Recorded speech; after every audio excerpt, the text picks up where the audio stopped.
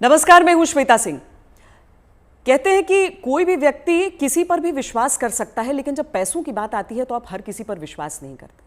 लेकिन कुछ नाम ऐसे होते हैं जो नाम आप अपने पैसों के साथ भी उन पर भरोसा करते हैं, उनकी जो सलाह है, उनका जो मशवरा है उसे लेते हैं। ये सबसे सरल और सामान्य भाषा में मैं अपने मेहमान का इंट्रोडक्शन आपको दे सकती हूँ। डॉक्टर विवेक बिंद्रा, बहुत बहुत स्वागत है आपका।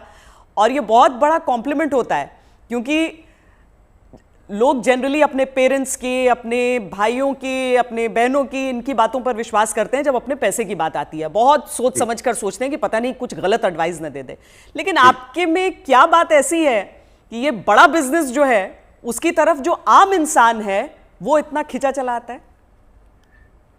धन्यवाद, थैंक यू। आम इंसान तभी खिंचा चला आएगा जब आप एक रियल वैल्यू क्रिएट कर सकते हैं, और वो रियल वैल्यू क्रिएट करने के लिए आम इंसान की जो सबसे खास समस्या है उसको सुलझाने के लिए क्या प्रयास किया जा रहा है। तो आज जो व्यापारी वर्ग हमारे देश में, देखिए, एंटरप्रेन्योरशिप बहुत पुराना है हमारे देश में, लेकिन स्केल नया है। बिजनेस खड़ा तो लोगों ने किया है, लेकिन बिजनेस बड़ा नहीं किया है। और बिजनेस बड़ा कैसे किया जाए, उसके लिए सोलोप्रेन्योर, एंटरप्रेन्योर के लिए हमने हिंदी भाषा में एक बड़ा बिजनेस, ये प्लेटफॉर्म ऐसा बिल्ड किया है जिससे वी आर हेल्पिंग, और आज बिलियनियर प्रोफेसर्स के साथ में हम उनकी मदद कर पा रहे हैं। लगभग 10 करोड़ लोग हमारे वीडियोस हर महीने देखते हैं, विच इज 100 मिलियन का हमारा मंथली एक्टिव यूजर है, और एक फार रीचिंग इम्पैक्ट है। आज 750 डिस्ट्रिक्ट के अंदर आज हमारे ऑफिस, माइक्रो फ्रेंचाइजी उनके साथ में नीचे जाके एक आम आदमी का हैंड होल्डिंग कर रहे हैं। अपना ये एक मुद्दा है कि रिक्शा वाले को भी हम एक बड़ा एंटरप्रेन्योर टेक्नोलॉजी के साथ एनेबल, साधारण भाषा में सिखा के उसे कैसे आगे बढ़ा दें। अच्छा, सुना है कि आपको कुछ गिनीज बुक रिकॉर्ड्स में भी नाम है, कई सारे रिकॉर्ड्स हैं इनफैक्ट। धन्यवाद, थैंक यू। हाँ, ठीक बात है। हालांकि ये वर्ल्ड रिकॉर्ड बनाना हमारा गोल नहीं है, वो एक आउटकम है। गोल हमारा था कि क्या हुआ पेंडेमिक में। अब मुझे वो 2020 का वो समय याद आता है जिस समय अप्रैल का टाइम था, बहुत ज्यादा सब जगह इतना ज्यादा उस समय माहौल पैनिक का था कि लोगों को समझ नहीं आ रहा था क्या किया जाए। तब हमने पहला एक वेबिनार किया। एक वेबिनार में अमूमन 100, 200, 500, 1000 लोग आते हैं। हमारे वेबिनार में 10 लाख, 15 लाख, 20 लाख लोग आए तो गिनीज वर्ल्ड रिकॉर्ड में आ गया। तो हमने स्ट्रैटेजी का, सेल्स का, ऑपरेशंस का, रिटेल का, स्टार्टअप का, हमने हर सब्जेक्ट पे, लीडरशिप पे, इन सब पे हमने वेबिनार्स किए, मार्केटिंग पे, और हर बार जो वेबिनार था वर्ल्ड रिकॉर्ड में आता चला गया। आज लगभग Guinness book of world record हमारे 9 हैं, और golden book of world record मिला के हमारे 10 वर्ल्ड रिकॉर्ड बन चुके हैं। ये जो शो आप कर रहे हैं, जो जीता वही Sikandar, horses table, good news today पर, इस शो का कॉन्सेप्ट क्या है? क्या है इस शो में? देखिए, वैसे तो होना चाहिए जो जीता वही चंद्रगुप्त मौर्य, हाँ। क्योंकि चंद्रगुप्त जीते थे, सिकंदर नहीं जीते। पर क्योंकि ये कहावत बहुत ज्यादा मशहूर है तो ये नाम भी रखा गया और बड़ा अच्छा चला। ये on the spot funding reality show है। इसमें 8 इन्वेस्टर आते हैं, हर एक इन्वेस्टर अपने साथ 5 करोड़ रुपए रेडी रखता है। 24 स्टार्टअप सामने आते हैं। स्टार्टअप आता है, रियलिटी शो है, पैसा इन्वॉल्व है। इसमें Sunil Shetty production, India TV, अपना इंडिया टुडे ग्रुप जो है हमारा, और सारे, मेरा जो रोल है इसमें मेंटर, कोच, एडवाइजर और स्टार्टअप गुरु का है। तो हम लोग मैक्रो इंडस्ट्री का एनालिसिस भी देते हैं और साथ में माइक्रो बिजनेस का एनालिसिस देते हैं। स्टार्टअप आता है, इधर सबके सब इन्वेस्टर बैठे रहते हैं, आमने सामने चर्चा होती है, वहीं सब ओके हो जाता है, वहीं पैसा और उनके बदले में उनकी इक्विटी ली जाती है। तो बड़ा अच्छा शो है। पैसा लेने के लिए देखिए कई तरीके हैं। सेल्फ फंड आदमी कर सकता है, दोस्त से ले सकता है, परिवार से ले सकता है, लेकिन जो एंजल इन्वेस्टमेंट है, वो एंजल इन्वेस्टमेंट वो आपसे छोटी सी एक ओनरशिप, हिस्सेदारी कंपनी में ले लेता है। जो एंजल आता है वो एंजल की तरह काम करता है। बहुत सारे एंजल इन्वेस्टमेंट के लिए बड़े अच्छे सारे प्लेटफॉर्म्स हैं, startup grind, Indian angel network, venture catalyst, Chennai angel, lead angel, Sequoia, Nexus, Kalaari, Mumbai angel, बहुत है। लेकिन तब भी बावजूद उसके केवल 2% लोगों को पैसा मिल पा रहा है। 98% लोग फेल हो जाते थे। तो उसी के लिए हम लोगों ने मिलकर ये शुरू किया हॉर्सेस टेबल, जहां पे हम और लोगों को पैसा दे सके, उनकी मदद कर सके। अगर उनके आइडिया में दम है तो उनकी ग्रोथ में हिस्सेदारी देने के लिए हमारे इन्वेस्टर साथ में आते हैं, और मैं उसको वहां पे आके मॉडरेट करता हूं, मैं अपनी एडवाइस देता हूं, जिसके बेसिस पे आगे हम लोग उसको आगे बढ़ा पाते हैं। मतलब इसमें कोई भी आ सकता है, कोई भी जो जिसके पास कोई आइडिया हो कि किस तरीके से आगे कोई बिजनेस हो सकता है। ज़रूरी नहीं है कि कोई बड़े बड़े ग्रुप्स हों, बिजनेस हाउसेज हों। ये मकसद क्या है इसका? आइडिया कहाँ से आया?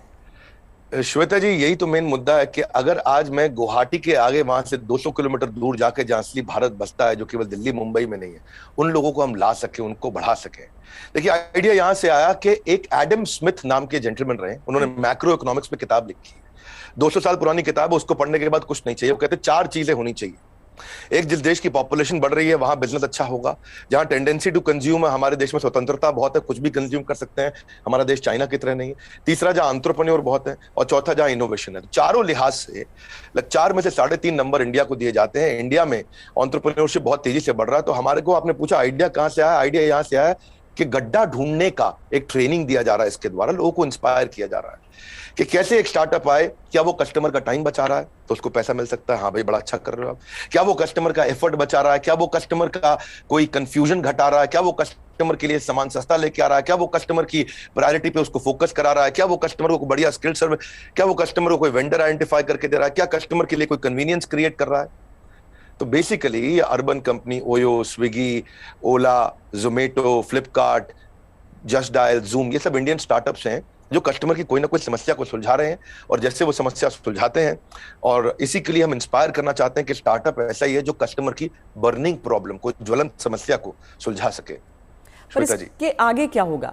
मतलब अगर कोई इंसान है, जैसे मान लीजिए मेरे पास ही कोई आइडिया है, तो मुझे तो बिजनेस चलाने के बारे में मालूम नहीं है, फंडिंग अगर मान लीजिए मुझे मिल भी जाती है यहाँ पर, तो आगे क्या बिजनेस चलाने में मदद भी मिलेगी? बहुत अच्छा प्रश्न है आपका। देखो, जब इन्वेस्टर आता है ना, तो वो स्मार्ट कैपिटल लेके आता है, केवल पैसा नहीं लाता है, वो एक हैंड होल्डिंग सपोर्ट लेके आता है। बड़ा बिजनेस साथ में, हमारी कंपनी भी आ रही है तो हम उनको लाइफ टाइम मेंबरशिप देते हैं, ट्रेनिंग देते हैं। देखिए, जब इन्वेस्टर आता है तो वो स्टार्टअप को मेंटरशिप देता है, एडवाइस देता है, रिसोर्सेज देता है। तो इसीलिए ये जो हॉर्सेस टेबल है, जो हमारे आज यूट्यूब चैनल पे आ रहा है, जीएनटी पे आ रहा है, गुड न्यूज टुडे, और अच्छा नेटवर्क आपने चालू किया है, तो ये हम यहाँ पे इन्वेस्टर एक स्टार्टअप को आगे जाके और फंड रेज करने में मदद करता है कि सीरीज ऑफ इन्वेस्टमेंट पिचेस डाल सके। हर स्टेज पे उसके साथ इन्वॉल्व होता है। एक आइडिया स्टेज से रेवेन्यू जनरेटिंग स्टेज तक इन्वेस्टर साथ में जुड़ता है। कई बार तो इन्वेस्टर अपना फ्री ऑफिस स्पेस भी देता है। अगर आपकी कंपनी छोटी है, आप हमारे ऑफिस से आकर शुरू कर सकते हो। उनको डिजिटल मार्केटिंग सपोर्ट देता है, टेक्नोलॉजी बनाने में, मैन पावर लाने में। तो ऐसा नहीं, इतना ही नहीं है, बल्कि मैं आपसे ये भी बताऊंगा कि फंड का इस्तेमाल कैसे हो रहा है, इस पर भी स्टार्टअप आकर के स्टार्टअप के ऊपर इन्वेस्टर नजर रखता है। इन्वेस्टर देखता है कि ड्यू डिलिजेंस करता है, उनको स्मार्ट कैपिटल देता है, उनके नेटवर्क को बढ़ाता है, उनको फ्यूचर इन्वेस्टर अट्रैक्ट करने में पूरी मदद करता है, उसको ब्रांड बिल्डिंग करता है, उसका माउथ पीस बन जाता है। वो केवल पैसा नहीं इन्वेस्ट करता है, वो उसको पूरी गाइडेंस देता है आगे, उसको बिल्कुल हॉक आई के साथ में जुड़ा रहता है, उनकी रिपोर्ट्स लेता है हर हफ्ते, हर महीने। ऐसा नहीं कि जैसे लिस्टेड कंपनी तो क्वार्टरली रिपोर्टिंग करते हैं, इनसे तो हर महीने रिपोर्ट किया। तो स्टार्टअप पे कड़ी नजर भी रहती है कि वो पैसा कैसे इस्तेमाल कर रहा है, और उसको हैंड होल्डिंग करके सपोर्ट करके ग्रोथ के लिए भी मदद की जाती है। इसीलिए इसी लिहाज से हॉर्सेस टेबल एक रेवोल्यूशनरी कॉन्सेप्ट है जो आज जीएनटी के साथ बड़ा बिजनेस मिलकर के लेके आया है। ये बड़ी अच्छी चीज़ है, क्योंकि थोड़ा तो मार्गदर्शन भी चाहिए सबको, लेकिन नज़र भी रखनी ज़रूरी है। लेकिन एक थ्योरी ये भी है डॉक्टर विवेक बिंद्रा कि स्टार्टअप्स का बबल एक क्रिएट हुआ था, और वो जो बुलबुला है वो अब धीरे धीरे फूट रहा है। आपकी क्या सोच है इस पर? नहीं, मैं ऐसा बिल्कुल नहीं मानता। ये कोई बुलबुला नहीं, ये रियल सब्सटेंस है। अगर ये बबल है तो हमें मानना होगा कि 700 मिलियन इंटरनेट यूजर भी इंडिया में बबल है। इंटरनेट यूज करना बंद कर देंगे क्या लोग? आज UPI card payments, net banking, transaction, ये सब बंद हो जाएगा। अक्टूबर में ही साल $100 बिलियन की ट्रांजैक्शन यूपीआई पे इंडिया में हुई है। ये स्टार्टअप का नतीजा है। रेवोल्यूशनाइज किया है डिजिटल ट्रांजैक्शंस को, ये स्टार्टअप का नतीजा है। बहुत सक्सेसफुल स्टार्टअप्स आ रहे हैं। 42 नए यूनिकॉर्न 1 साल में आए हैं। आप समझिए, जितने यूनिकॉर्न 10 साल में बने, यूनिकॉर्न का मतलब 7,500 करोड़ की कंपनी, जितने स्टार्टअप 10 साल में बने, उतने ही स्टार्टअप पिछले 1 साल में भी बन गए। तो ये बबल नहीं है। इंडिया इस समय टॉप 3 यूनिकॉर्न प्रोड्यूसर में जो स्टार्टअप के है उसका नाम आ चुका है। यानी कि हर 9 दिन के अंदर हमारे देश में एक नया $1 बिलियन स्टार्टअप पैदा हो रहा है। स्टार्टअप जो है ना, ये अब 2011 में 9.5 साल लगा करते थे, और उसके बाद ये समय कम होता चला गया। 2012 से जो स्टार्टअप आया वो 4.5 साल में $1 बिलियन हो गए। आप ये समझिए कि ट्रैवल एजेंसी जो होती थी वो Goibibo, Thomas Cook, Make My Trip में आ गई। सरकारी नौकरी घट रही है, स्टार्टअप बढ़ रहे हैं।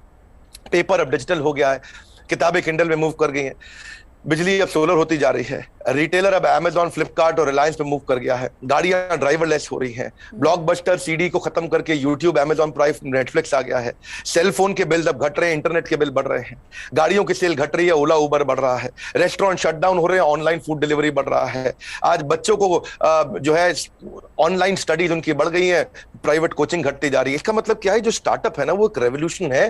पहले कबूतर चिट्ठी लेके जाता था, आज व्हाट्सएप चिट्ठी लेके जा रहा है। इसके बीच में बहुत लंबी जर्नी थी, और सिलिकॉन वैली में कम से कम 15 स्टार्टअप ऐसे बैठे हैं जो व्हाट्सएप के खात्मे की तैयारी कर रहे हैं।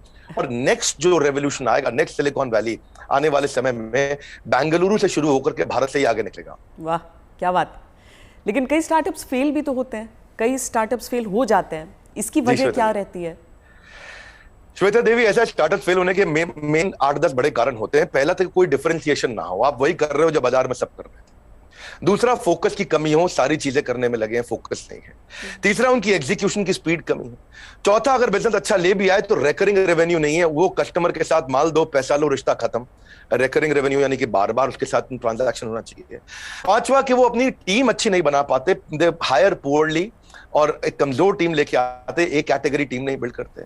वो कुछ ऐसा बना बैठते हैं, गलती से एक और गलती एक करते हैं कि वो जो मेरे को अच्छा लग रहा है पर कस्टमर को उसकी जरूरत नहीं, यानी कि कस्टमर अनफ्रेंडली प्रोडक्ट बना देते हैं, कस्टमर का फीडबैक नहीं लेके आ पाते हैं।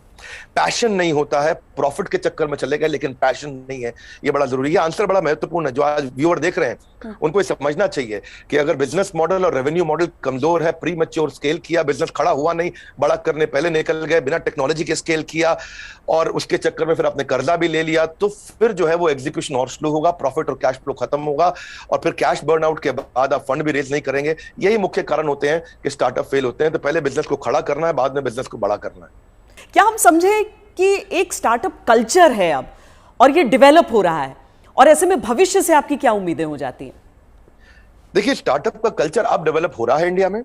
पिछले काफी समय से हम ऑब्जर्व कर रहे थे, नंबर 1 पे सिलिकॉन वैली, न्यूयॉर्क सिटी, उसके बाद London, Chicago, Los Angeles, Seattle, Boston, Berlin, Tel Aviv Israel में जो है, और सिंगापुर। यही केवल 10 शहर थे दुनिया के अंदर जहां स्टार्टअप्स बिल्ड हुआ करते थे। अब अचानक बेंगलुरु बहुत तेज आगे आया, हम जो पीछे थे अब हम आगे बढ़ रहे हैं। परंतु क्यों हम पीछे रह गए थे और भविष्य में कैसे आगे बढ़ेंगे उसको समझते हैं। हम पीछे इसलिए रह गए क्योंकि हमारा इंडियन एजुकेशन सिस्टम बहुत कमजोर था। इंसान को रोटी कपड़ा मकान के अलावा सबसे ज्यादा जरूरी है शिक्षा, और यहाँ पे ग्रेजुएट इतने प्रोड्यूस हो रहे हैं जितने कंज्यूम नहीं हो रहे थे। Real time corporate campus experience नहीं है, पढ़ाई पुरानी है, स्टैग्नेंट सिलेबस है, कन्वेंशनल थियोरेटिकल क्लासरूम अप्रोच थी। इस चक्कर में अंडर एम्प्लॉयमेंट जो है वो अनएम्प्लॉयमेंट से ज्यादा बड़ी समस्या है। आज राजनेता लोग सबके सब हमारे यहाँ पॉलिटिक्स में अनएम्प्लॉयमेंट की बात करते हैं, लेकिन अंडर एम्प्लॉयमेंट कितनी बड़ी बात है कि अब ग्रेजुएट पोस्ट ग्रेजुएट को 14,000 रुपए की तनख्वाह मिलती है, पीएचडी होल्डर को आज अगर 20,000 की तनख्वाह मिल रही है तो कितना बुरा हाल है। लो इंडस्ट्री डिमांड है, इनकॉम्पिटेंट फैकल्टी है, जो कॉलेज में पढ़ा रहा है उसको पढ़ाना नहीं आ रहा, कॉलेज में प्रोफेसर वो बन रहा है जिसको कोई नौकरी नहीं मिल रही है। तो स्टूडेंट की एस्पिरेशन बहुत थी, प्रिपरेशन यहाँ थी, प्रिपरेशन है नहीं, एस्पिरेशन बहुत ज्यादा है। उस चक्कर में हमने हार्वर्ड के प्रिंसिपल्स को इंडिया में अडॉप्ट किया कि 80% case study, 10% project, 5% lecture, 5% learning, ये है 100% का पूरा मॉडल। और आप जो है, ये जो आपने आपका बेसिकली प्रश्न नहीं है कि कल्चर डेवलप हो रहा है, हाँ अब ये कल्चर डेवलप हो रहा है। ओरिजिनल क्वेश्चन आपका यही है कि कल्चर ऑफ इनोवेशन आ रहा है, और इससे ना इकोनॉमिक एक्टिविटीज, मनी सर्कुलेशन अपने आप इंप्रूव होता है, और इससे देश में फर्क आ रहा है। मेरा कंक्लूजन यही है कि लोगों के पास आइडियाज हैं, कैपेबिलिटी है। हमने जो ये शुरू किया है हॉर्सेस टेबल, जो जीता वही सिकंदर, ये एक ऐसा रेवोल्यूशनरी कॉन्सेप्ट है जिससे एक आम आदमी को भी ना मन में ये फीलिंग आ गया है, यार आइडिया देने पे पैसा मिल सकता है तो मुझे भी कुछ करना चाहिए। केवल आइडिया देने पे पैसा मिल रहा है, भैया तो कमाल हो गया है, मैं भी आता हूं, मैं भी आगे बढ़ता हूं। बड़ा उत्साह इस समय बढ़ रहा है देश का। हमारे यूट्यूब चैनल पे हमको बहुत फीडबैक्स मिल रहे हैं, जीएनटी पे मैंने देखा बहुत से फीडबैक्स मिल रहे हैं, लोग बहुत पसंद कर रहे हैं, शेयर रेट बढ़ गया, वीडियो कंजम्पशन रेट बढ़ गया। नहीं, आप बहुत सही बात कह रहे हैं, क्योंकि 12वीं कक्षा की इकोनॉमिक्स जब हम पढ़ते हैं तो उसमें अनएम्प्लॉयमेंट में तो कई चैप्टर्स हो जाते हैं, अंडर एम्प्लॉयमेंट सिर्फ एक सबहेड के तौर पर नजर आता है। लेकिन बहुत बड़ी समस्या है, देश में टैलेंट की कमी नहीं है, टैलेंट पूल है हमारे सामने। लेकिन कोई ऐसा रोड मैप आपको नजर आता है कि जो प्रतिभा है युवाओं की, उसके हिसाब से उन्हें मौके मिल सके? रोड मैप एक ही है कि आज बच्चों को लैक ऑफ क्लैरिटी है, उनको प्रोफेशनल करियर सब्जेक्ट कोर्स इसके बारे में जानकारी नहीं है। तो रोड मैप केवल एक ही है कि उसको कंटिन्यूअस लर्निंग का मतलब है कंटिन्यूअस अर्निंग। उसको अपने साथ एक डिसिप्लिन बिल्ड करके अपने साथ मूक यानी कि मैसिव ओपन ऑनलाइन कोर्सेज दुनिया भर में आ गए, लगातार सीखने से खाली दिमाग खुले दिमाग में परिवर्तित हो जाएगा। अब जो anyone who keeps on learning he will stay young forever, ये हेनरी फोर्ड ने बोला है। बड़ा बिजनेस भी इसीलिए आया, दुनिया भर में कॉर्पोरेट ट्रेनिंग हो रही थी, स्किल डेवलपमेंट हो रहा था, K-12 की बात हो रही थी, टेस्ट प्रिपरेशन हो रहे थे, बायजूस, वेदांतु सब आ गए, लेकिन एक आम आदमी के लिए, व्यापारियों के लिए सिखाने के लिए कुछ नहीं था। तो रोड मैप ये है कि आपको आज लर्निंग पे फोकस करना चाहिए। हमने भी उस गैप को समझा, हमने देखा कि कस्टमर के पास आज टाइम नहीं है, क्वालिटी टीचर नहीं है, हिंदी भाषा के अंदर कंटेंट नहीं है, मिनिमम एजुकेशन रिक्वायरमेंट पूरी नहीं कर पाते, आज MBA कॉलेजेस तो बहुत महंगे हैं, MSME के मेंटर नहीं है। तो मैंने उसके लिए हमने बड़ा बिजनेस चालू किया कि लोग आकर के सीखे वहां। क्या मॉडल है? Any time, anywhere, any device. कोई मिनिमम एजुकेशन नहीं चाहिए, वीडियो, वॉइस, वर्नाक्युलर, आपका टाइम हम सेव करेंगे ताकि आप सक्सेस मिले आपको। इजी टू यूज कर दिया है। सारे business planning tool, framework, agreement, उनको डॉक्यूमेंट, स्ट्रैटेजी शीट, हर एक चीज बना के हैंड होल्डिंग के साथ, कोई भी सब्जेक्ट में फंसे वो, strategy, sales, HR, finance, customer service, funding, operations, technology, marketing, admin, legal, production, इस सब में उसको मदद करते हैं ताकि वो आकर के सीखे। तो बेसिकली रोड मैप ये है कि आदमी को सीखना चाहिए। हमने ऐसा किया है कि हमने 750 रुपए महीने पे एक एग्जीक्यूटिव एमबीए उसको कराना शुरू कर दिया है। 1500 रुपए महीने पे हमने एक अडल्ट को एमबीए कराना शुरू कर दिया है। सिखा कौन रहा है मेरे साथ? मेरे प्रोफेसर एक कैटेगरी है, Kent RO, Patanjali, Amul, Morgan Stanley, Somani, Apollo, Ford Motors, इन सबके चेयरमैन हमारे साथ जुड़े हुए सिखा रहे हैं। Dainik Bhaskar, Lal Path Lab, Xiaomi, HDFC Limited, जब इनके चेयरमैन एक अच्छा बिलियनियर प्रोफेसर आके सिखाता है और वो लर्निंग देता है और इतनी अफोर्डेबल प्राइस पे देता है, तो उससे रेवोल्यूशन आ रहा है। यही कारण है कि आज देश में बहुत सारे लोग हमारे साथ जुड़े हैं, जिसके कारण हम वो सीख पा रहे हैं, आगे बढ़ रहे हैं। तो रोड मैप सब लोग को मेरा एक ही मैसेज है कि अगर आपको अर्निंग बढ़ानी है तो पहले लर्निंग बढ़ानी होगी। क्योंकि अमूमन ऐसा होता है कि कुछ बड़े बिजनेस हाउसेस, हम सब टाटा बिरला को देखते हुए बड़े हुए, लेकिन वो मोनोपोली है इतना भी समझ में आया, कुछ कठिन शब्द लोग सीखते गए, लेकिन इतना भी साथ में सीखा कि सारा कंट्रोल इन्हीं के हाथों में रहेगा। लेकिन क्या ये स्टार्टअप कल्चर जो है वो बिजनेस डाइवर्सिफिकेशन में मदद कर सकता है? श्वेता देवी, अब जमाना बदल गया है।